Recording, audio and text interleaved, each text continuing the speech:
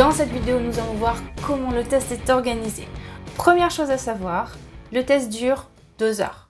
On a une première partie listening qui va durer environ 45 minutes et une deuxième partie reading qui dure le reste, c'est-à-dire 1h15. Le principe du test est le même durant tout le test, c'est-à-dire que c'est un QCM. Vous avez un élément, que ce soit pour la partie 1, on va y revenir juste après, une image, 4 options qui vous sont proposées, bien entendu, à chaque fois une seule est correcte. Commençons par la première partie. Pour la partie 1, nous avons 6 images et vous allez entendre 4 propositions par image, vous décrivant ce qu'il se passe. Et ce sera à vous de sélectionner la bonne réponse. C'est la partie la plus simple.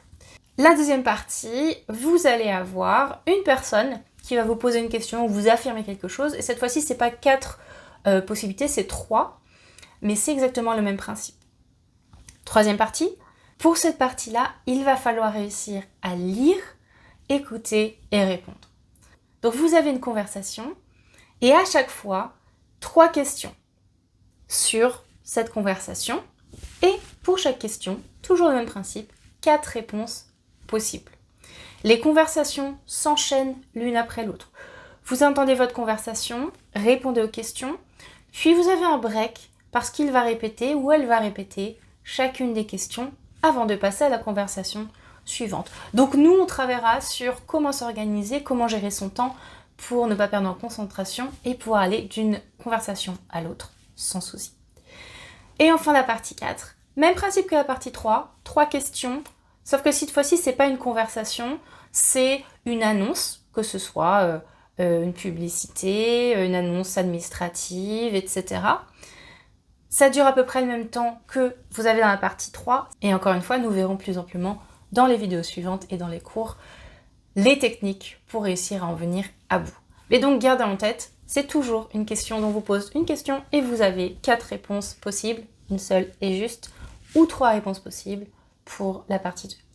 Ensuite, après ces 45 minutes, que vous ne pouvez pas poser, vous passez directement, sans pause, sans break, à la partie reading.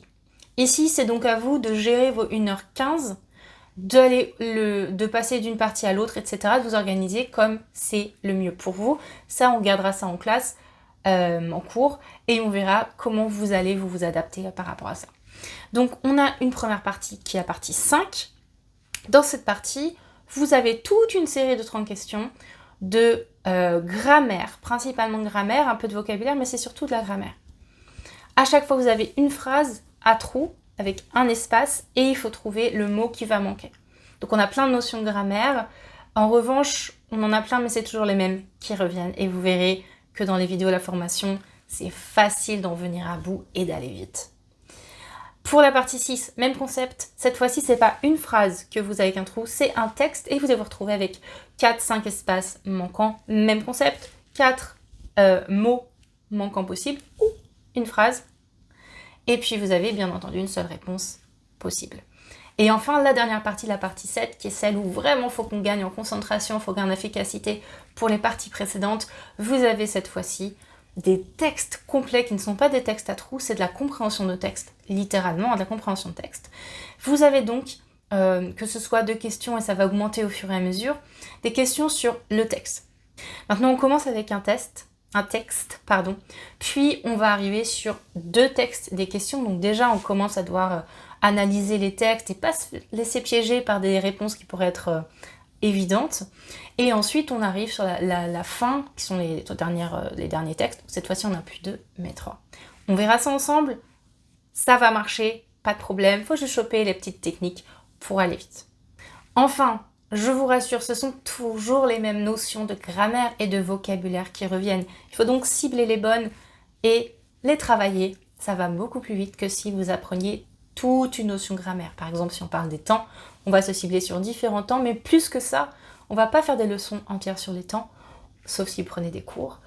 On va se cibler sur la manière dont les notions sont abordées par rapport au test. Et c'est très différent, ça permet d'aller vite et d'être plus efficace et de ne pas être bombardé d'autant de notions que toutes celles de grammaire. Et puis, c'est plus productif en réalité. Une dernière chose, quelque chose qui va impacter votre score, c'est aussi la manière dont vous vous percevez. c'est important de faire un travail sur vous-même et d'arrêter de vous dire que vous n'êtes pas assez bon si c'est ce que vous faites. Et c'est ce que beaucoup d'entre nous faisons pour tel ou tel domaine. En réalité, c'est un défaut très humain.